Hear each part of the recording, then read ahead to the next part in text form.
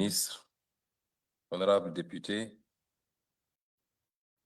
mesdames et messieurs les membres du corps diplomatique, en particulier les représentants de la République algérienne, démocratique et populaire, terre de combat et de fraternité pour Frantz Fanon. Monsieur le directeur général du Musée des civilisations noires, chers professeurs, chercheurs, artistes, militants, étudiants, élèves,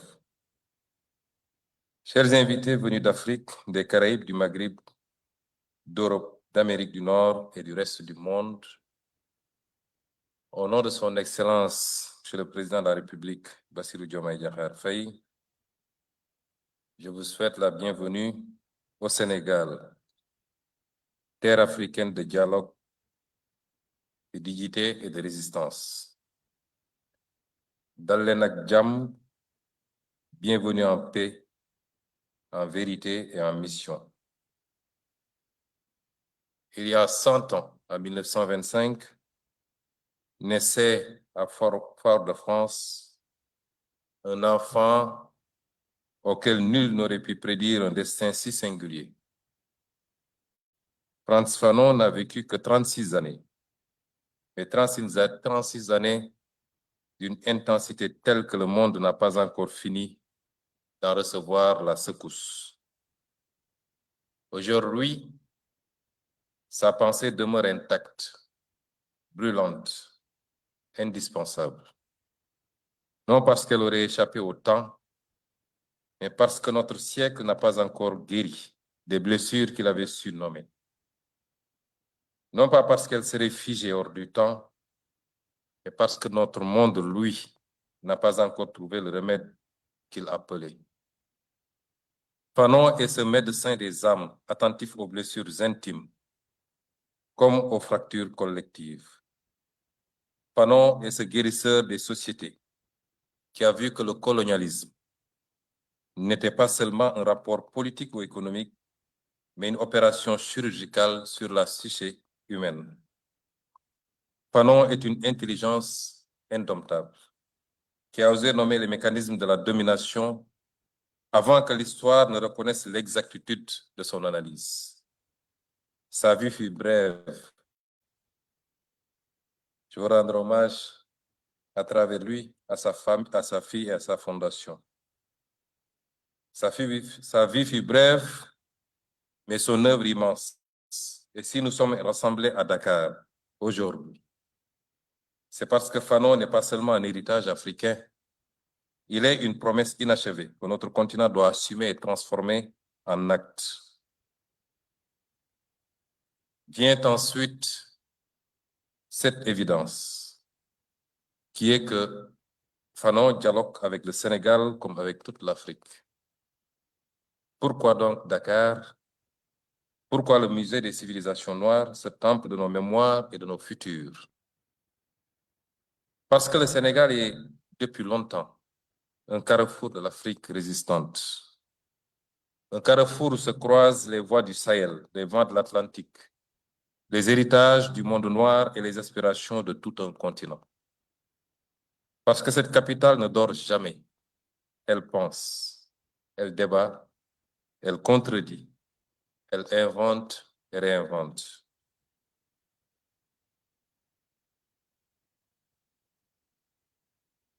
Dakar vit au rythme des grandes conversations africaines. Celles qui bousculent, celles qui libèrent, celles qui ouvrent des horizons que l'on croyait impossibles.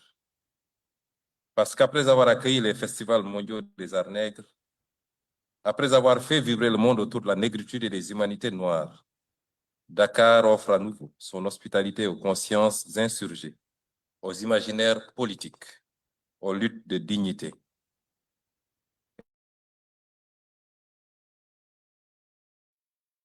Carrefour, une vigie. Un lieu où l'Afrique se regarde dans le miroir de son histoire et ose se rêver autrement. Et puis, Dakar, ce n'est pas seulement un espace géographique, c'est une mémoire, celle de Cheikh Anta Diop, qui restitue à l'Afrique la grandeur de sa civilisation. celle d'Alioune Diop et de Présence africaine, qui offrirent au monde une scène pour nos voix longtemps étouffées. Celle de Senghor, Césaire, Damas, mais aussi celle de la jeunesse contemporaine qui, dans les rues de cette ville, continue de réclamer justice, dignité et souveraineté.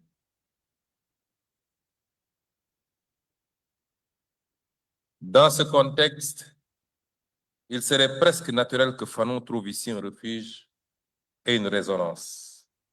Fanon a dialogué avec Senghor, avec Césaire, parfois pour critiquer, souvent pour éclairer. Il a interrogé la négritude non pas pour la renier, mais pour la pousser, la négritude, vers son point d'incandescence qu'est l'action. Il a vu dans la poésie un ferment d'insurrection, dans la culture un outil de lutte, dans la dignité une arme politique. Fanon fut martiniquais par naissance, français par contingence administrative, africain par lucidité, algérien par engagement.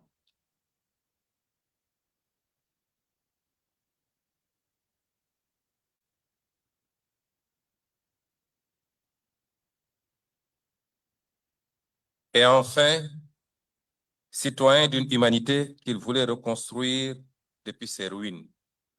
Sa trajectoire est un archipel, des îles de mémoire reliées par une même quête de liberté. Oui, Fanon s'est fait algérien pour mieux se faire africain. Oui, il a planté son destin dans la terre du Maghreb pour que germe une liberté que l'Afrique entière attendait. Il a compris que l'Algérie n'était pas une périphérie de l'Afrique, mais son front avancé, son foyer de braise, le lieu où se jouait le destin de la décolonisation.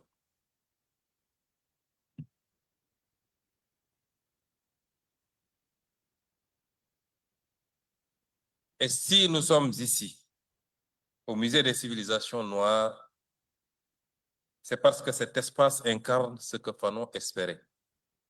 Une Afrique capable de dire son histoire, de nommer ses blessures, mais aussi de les guérir, d'inventer son avenir sans permission, sans tutelle, sans imitation. C'est à travers 3 visages essentiels que se déploie l'héritage de Fanon. Et c'est vers eux que nous allons maintenant nous tourner. Le colloque qui s'ouvre explore 3 dimensions essentielles de cet homme pluriel. Entrons d'abord dans l'œuvre de Fanon par sa première vocation, celle du psychiatre qui, par le soin, ouvre la voie de la désaliénation. Avant d'être l'auteur incandescent des damnés de la terre, Fanon fut d'abord un médecin debout, un médecin lucide, un médecin indocile. À Blida, Joinville, il n'a pas seulement soigné des corps, il a affronté des abîmes. Il a ouvert les dossiers de la souffrance coloniale, comme on ouvre un dossier d'instruction pour en révéler les preuves, les mécanismes, les complicités.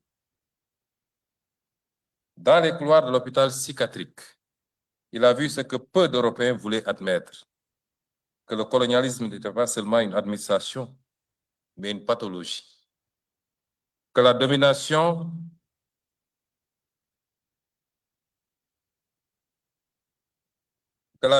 n'était pas seulement un système, mais un traumatisme. Que l'oppression n'était pas seulement un rapport de force, mais une intrusion dans l'âme humaine. Il a regardé dans les yeux les ravages du racisme, ces blessures qui ne saignent pas, mais qui condamnent. Il a entendu les cauchemars du colonisé, ces nuits où l'on se débat contre une voix qui répète « Tu ne seras jamais ton propre maître ». Il a observé aussi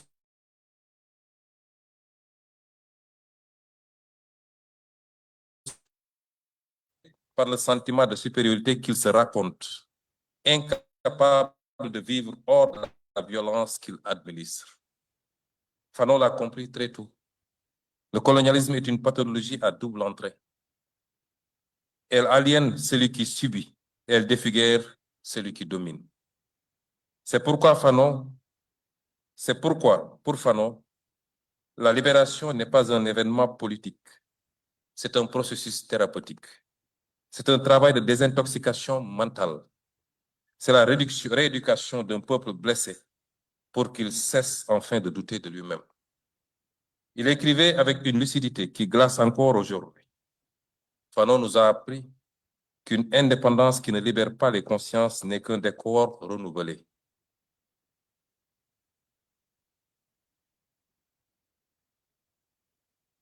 Tant que les structures mentales héritées du colonialisme demeurent, la souveraineté reste inachevée. Et regardons-nous en face, cela n'a jamais été aussi vrai. Car l'Afrique, malgré ses victoires, malgré ses indépendances, porte encore dans son inconscient collectif les cicatrices laissées par les siècles de domination. La peur de désobéir, la tentation de chercher la validation extérieure, la croyance que le savoir légitime est toujours celui qui vient d'ailleurs, comme disait Cheikh Anta Diop, la difficulté à rompre avec des institutions et des modèles qui ne furent jamais conçus pour notre dignité. Aujourd'hui encore, nous voyons combien la santé mentale, les traumatismes collectifs, les blessures invisibles du colonialisme et du néocolonialisme continuent de structurer nos destins. On parle souvent d'infrastructures sanitaires, d'hôpitaux, de plateaux techniques, et c'est indispensable, c'est vrai. Mais Fanon nous rappelle une vérité profonde. Un peuple n'avance pas uniquement avec des médicaments, il avance avec une âme guérie. Nous avons hérité de systèmes éducatifs qui dévalorisent nos langues.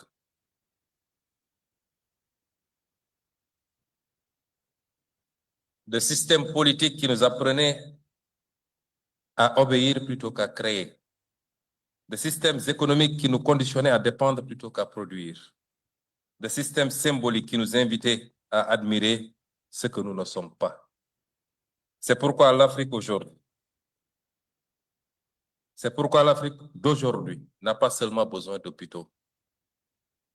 Elle a besoin d'un vaste chantier de réparation psychique.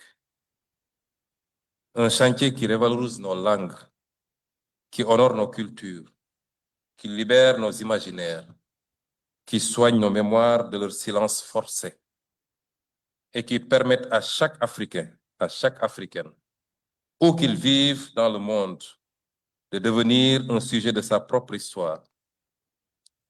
La désaliénation est une politique publique. La désaliénation est un projet national, continental même. Et la désaliénation est une condition de la souveraineté. Et si nous sommes fidèles à Fanon, alors nous devons comprendre que la plus grande bataille de notre époque n'est pas seulement une bataille économique ou institutionnelle. C'est une bataille pour la restauration de notre société collective. Vient le second. D'ici cadre engagé, passons maintenant à Fanon, le politique. Celui qui pense la lutte, la rupture et la souveraineté comme les fondations de l'émancipation. Il a vu, lucide et amer, ce que beaucoup refusaient de voir et d'admettre, que la fin des empires européens n'allait pas automatiquement ouvrir le règne des peuples africains, que l'aube des indépendances pouvait être confisquée par ceux-là même qui se présentaient comme ses architectes. Il a vu la bourgeoisie nationale, cette élite formée dans les écoles coloniales, nourrie au réflexe du maître, devenir gestionnaire de l'ordre qu'elle prétendait combattre.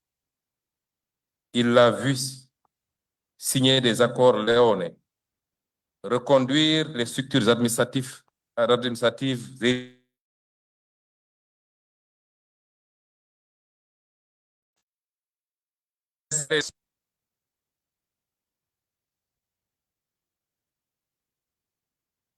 des hommes nouveaux dans des institutions anciennes. Fanon savait que cela ne suffirait jamais. Il avait compris que la décolonisation si elle se contente d'un transfert de pouvoir administratif, peut devenir le masque souriant d'un continuum colonial. Et que la bourgeoisie nationale, au lieu d'être une force de libération, pouvait devenir ce que Fanon appelait sans détour une classe sans envergure, un relais administratif du colonialisme incapable de donner un souffle à l'indépendance, une classe bavarde, narcissique, imitatrice, fascinée par le confort du colon plus que par la souffrance du peuple.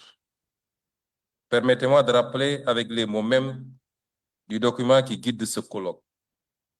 Vos mots, les mots de Dakar, réfléchissant sur Fanon, le diagnostic implacable que l'on retrouve dans les axes préparatoires. Le recul du colonialisme dans l'Afrique des années 60 portait la promesse d'une reprise de l'humanité. Hélas, Fanon avait dû alerter sur la trahison de cette promesse par la bourgeoisie bureaucratique africaine. Cette phrase n'est pas une simple observation historique, c'est une alarme que Fanon avait fait retentir et qui continue de résonner aujourd'hui dans les rues de Dakar comme dans toutes les rues des villes africaines.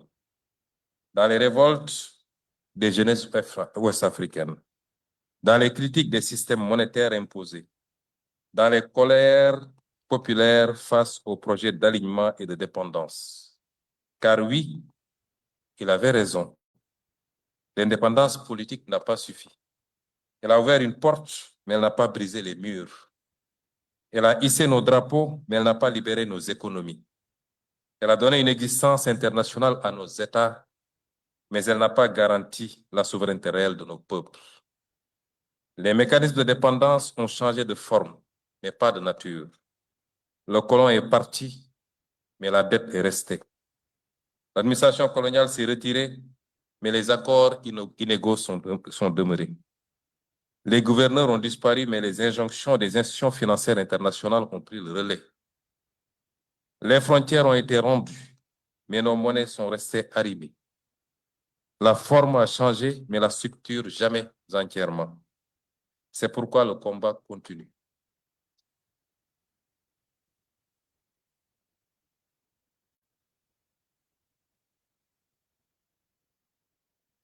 Un combat politique, un combat intellectuel, mais surtout un combat moral. Celui de refuser que la liberté africaine soit concessionnée, que la souveraineté soit conditionnée, que la dignité soit marchandée. Et si Fanon nous parle encore avec une telle force, c'est parce qu'il nous a prévenus avant l'heure que la véritable trahison de l'indépendance ne viendrait pas seulement de l'extérieur, mais aussi de l'intérieur. Des élites qui renoncent, des dirigeants qui négocient au rabais, des États qui préfèrent reconduire le système plutôt que l'affronter. Aujourd'hui, alors que l'Afrique vit une nouvelle onde de révolte souverainiste, alors que des jeunesses entières refusent de reproduire les mêmes illusions, alors que des gouvernements, dont le nôtre, assument leurs responsabilités historiques, remettent en cause les dogmes hérités du passé, le message de Fanon retrouve une clarté foudroyante. Oui, il avait raison. Et aujourd'hui, nous n'avons pas le droit de détourner les yeux. Nous n'avons pas le droit d'être les nouveaux comptables de cette liberté sous tutelle. Nous n'avons pas le droit d'être les héritiers complaisants de cette trahison inaugurale. L'Afrique ne demande plus l'indépendance. Elle exige la souveraineté.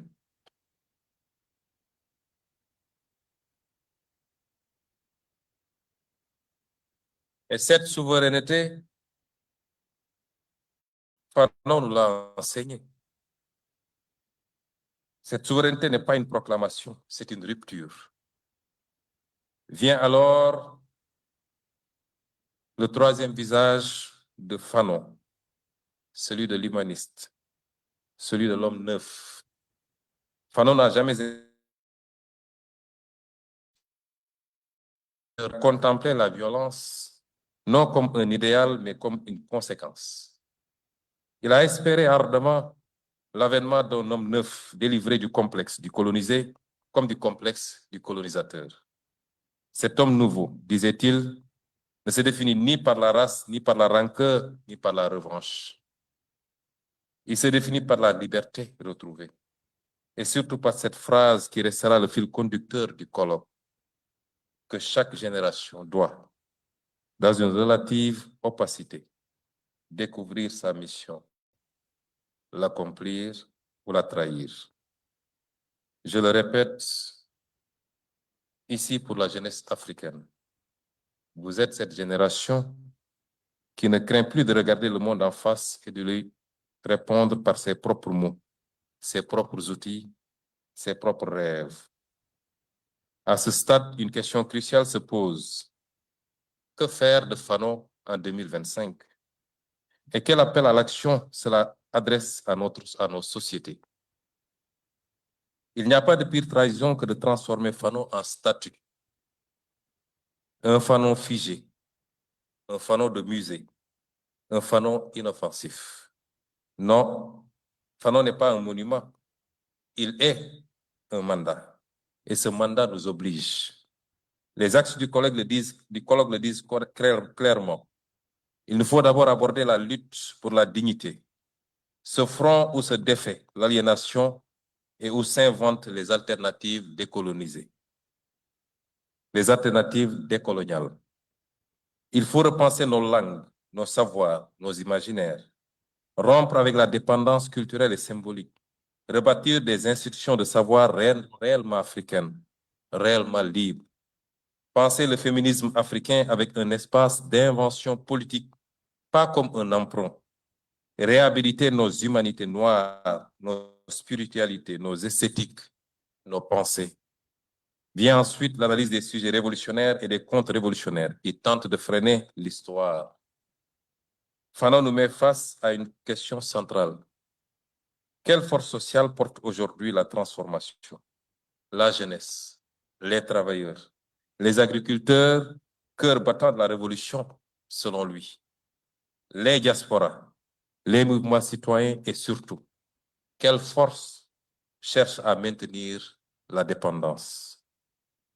Sa lecture de la bourgeoisie nationale reste, hélas, d'une actualité brûlante. Il nous faut à présent analyser la position de l'Afrique et de sa diaspora dans ce monde en profonde recomposition. Il nous faut à présent analyser cette position. Le colloque nous invite à penser une Afrique qui n'est plus un objet, mais un acteur stratégique. Une Afrique qui s'inscrit dans une configuration internationale où l'hégémonie occidentale vacille, où les BRICS redessinent les alliances, où les puissances se déplacent et où les institutions internationales sont elles-mêmes interrogées par de nouveaux rapports de force. Mais cette réflexion serait incomplète si nous oublions la diaspora africaine, cette 6e région de l'Union africaine. Et c'est peut-être une coïncidence heureuse que son Excellence le Président Bassirou Diomaye Faye ait décidé de consacrer une journée nationale de la diaspora dont la première édition s'est tenue aujourd'hui même. Une diaspora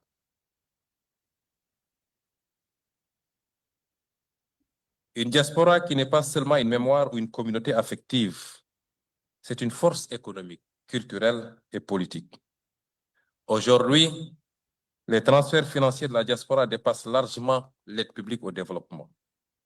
Dans plusieurs pays africains, ils irriguent des millions de foyers, financent des projets, soutiennent l'entrepreneuriat local, stabilisent des économies fragiles. Dans les villes du monde entier, Paris, New York, Johannesburg, Abidjan, Londres et j'en passe, les jeunesses afrodescendantes portent une parole politique nouvelle, connectée, décomplexée, transnationale. Elles se mobilisent contre les violences policières, contre le racisme systématique, contre les discriminations économiques. Elles produisent des savoirs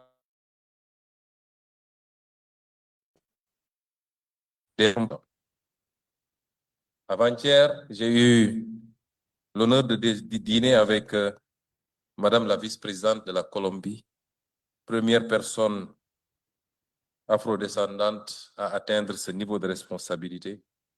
Et dans nos échanges,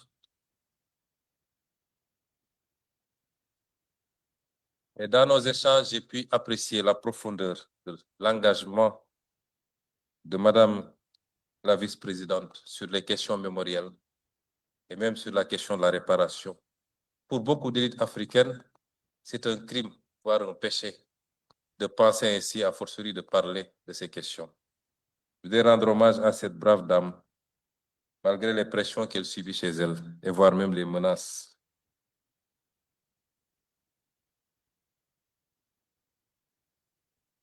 La diaspora, c'est aussi un espace stratégique des ingénieurs, des chercheurs, des artistes, des médecins, des entrepreneurs qui constituent un capital intellectuel majeur.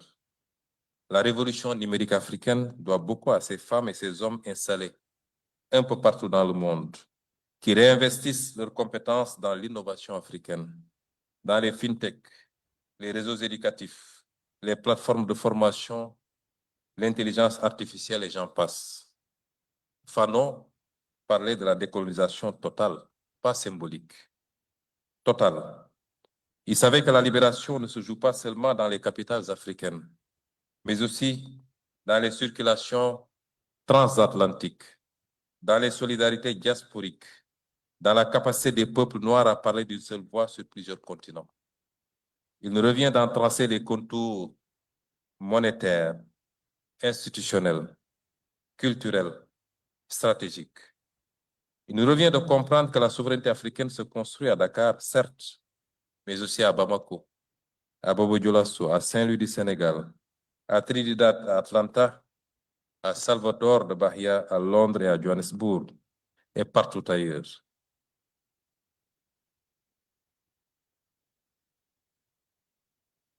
Elle se construit par les États, mais aussi par les diasporas, par les politiques publiques, mais aussi par les imaginaires, par les sciences, la culture, la mémoire et les luttes. Dans un monde en recomposition, la diaspora n'est pas un appendice, elle est une avant-garde. Vient ensuite un front majeur de notre émancipation, celui de l'économie de la dignité. Aucune dignité n'est possible sans souveraineté économique. Et aucune souveraineté économique n'est possible sans souveraineté monétaire. Ce n'est pas une équation théorique. Ce n'est pas une équation théorique. C'est la condition matérielle de l'émancipation que Fanon appelait déjà de ses voeux. Le franc CFA fut un instrument de stabilité, dit-on, mais surtout un instrument de contrôle, un outil conçu pour prolonger sous un vernis de coopération les réflexes de tutelle et de dépendance. Il a structuré nos politiques publiques, contraint nos stratégies, corseté nos ambitions, limité nos marges de manœuvre et, plus profondément encore, il a façonné nos imaginaires économiques. Il a installé l'idée qu'une monnaie africaine autonome serait un risque, un pari, voire même un luxe. Une monnaie servile ne produit qu'une mentalité servile. La réforme inachevée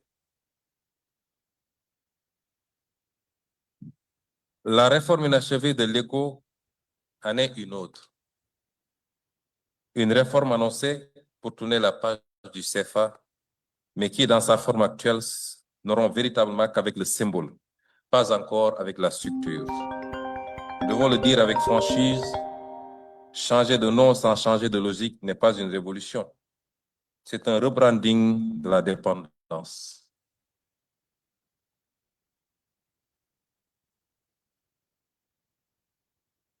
La bataille pour la monnaie africaine reste un front majeur.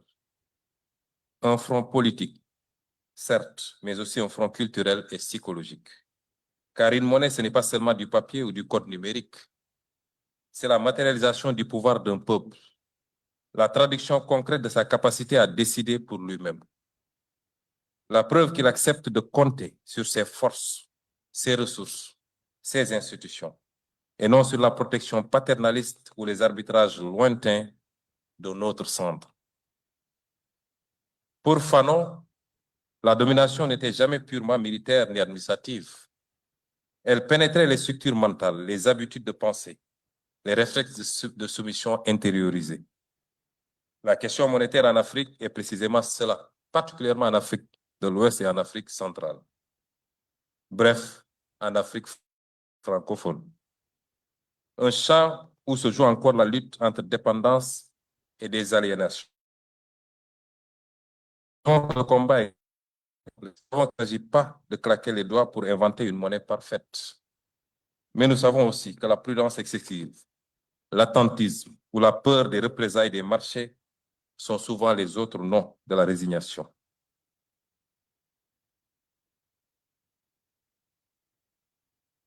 La souveraineté monétaire n'est pas un isolement. C'est une capacité à choisir, à négocier d'égal à égal, à orienter son économie sans permission préalable, à investir dans ses priorités, la santé, l'agriculture, l'éducation, l'industrie, sans attendre que d'autres valident nos projets ou redessinent nos ambitions.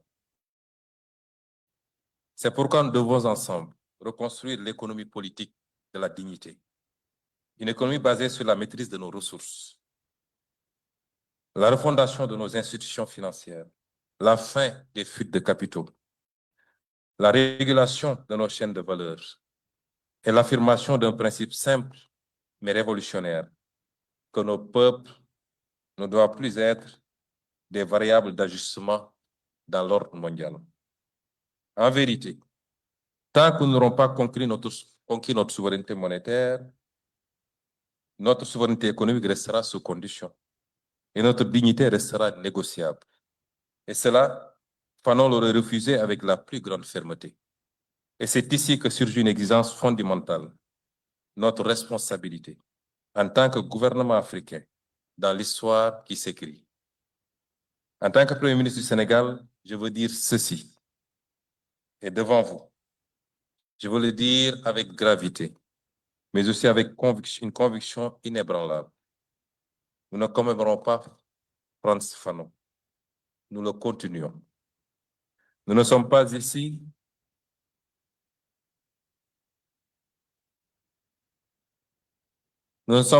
pour déposer des fleurs sur une mémoire figée. Nous sommes ici pour reprendre le flambeau, pour avancer là où il a dû s'arrêter, pour transformer un héritage en action, pour transformer une pensée en politique publique, pour transformer une indignation en institution. Lorsque nous avons refusé les pratiques politiques du passé, les arrangements obscurs, les manipulations institutionnelles, les calculs de cours qui prenaient le pas sur le bien commun, nous avons posé un premier acte fanonien, celui de dire non, enfin, à ce qui défigure l'État et trahit le peuple.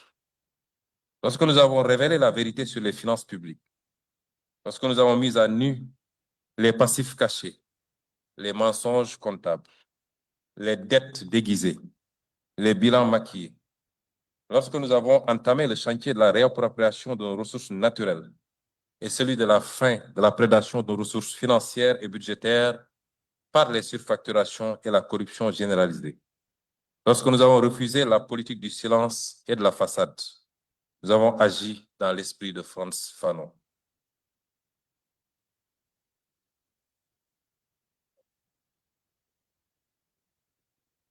Fanon qui disait que la domination commence toujours par la dissimulation et que la liberté commence toujours par la vérité. Lorsque nous avons engagé la lutte contre la dépendance économique, contre les accords qui brident, contre la présence militaire étrangère, contre les conditionnalités qui punissent, contre les mécanismes monétaires qui ligotent, nous avons rejoint le combat de Frantz Fanon. Lui qui affirmait que l'indépendance sans maîtrise de son économie n'est qu'un drapeau sans souveraineté. Lorsque nous avons défendu sans trembler la souveraineté de notre pays face aux pressions extérieures, face aux injonctions, face au chantage voilé ou explicite, lorsque nous avons affirmé que le Sénégal ne serait pas gouverné depuis l'extérieur, qu'il ne serait pas manœuvré par la peur des marchés, ni intimidés par les admonestations d'institutions qui ont trop souvent pris l'Afrique pour un laboratoire. Alors nous avons fait plus qu'un geste politique. Nous avons restauré notre dignité nationale.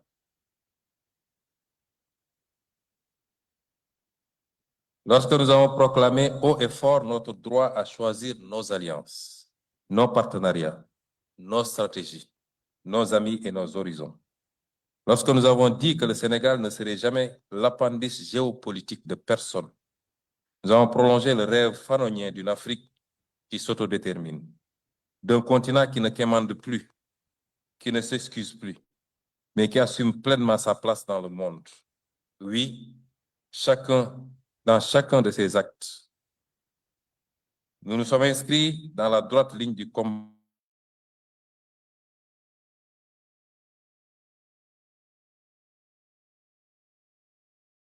de voir ici. Fanon nous a appris à reconnaître ces élites qui se servent de l'État plutôt que de le servir. Celles qui transforment la fonction publique en rente. Celles qui s'inclinent devant l'étranger mais se redressent face au peuple. Celles qui parlent beaucoup et agissent peu. Fanon nous rappeler une exigence simple. Se méfier des gestionnaires de la dépendance et appeler des femmes et des hommes capables de rupture, d'intégrité et de courage. La sobriété dans l'exercice du pouvoir, la transparence dans la conduite des affaires publiques et la cohérence entre les paroles et les actes.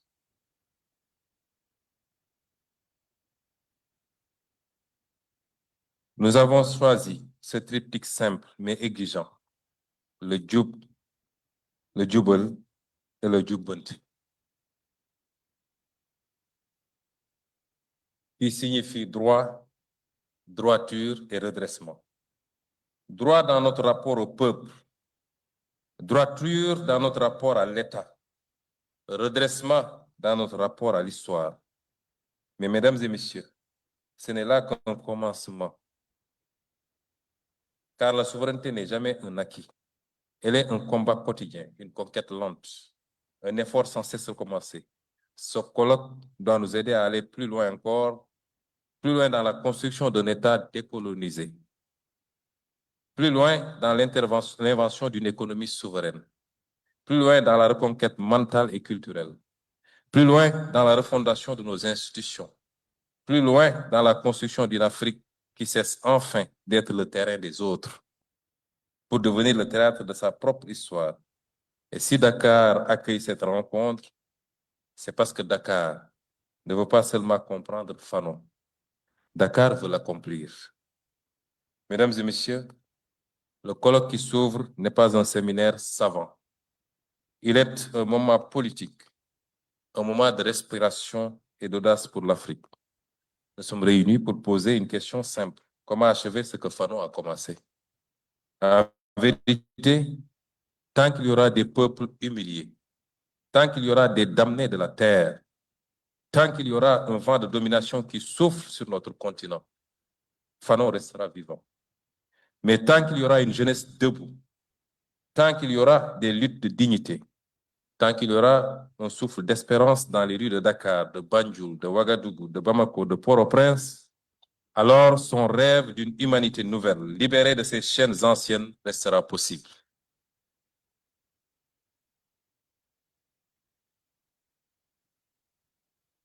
C'est avec cette conviction, cette espérance, cette exigence que je déclare officiellement ouvert le colloque international du centenaire de Frantz Fanon.